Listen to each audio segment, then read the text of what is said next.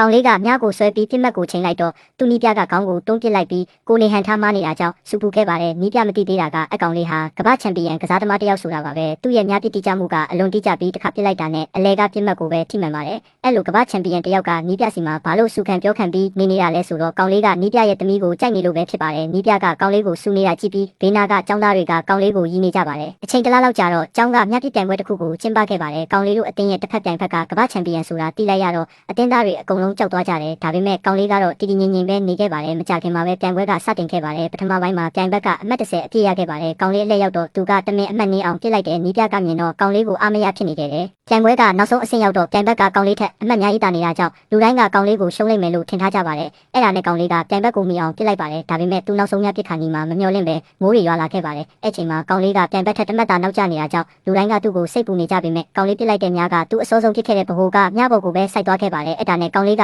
အနိုင်ရသွားခဲ့ပါတယ်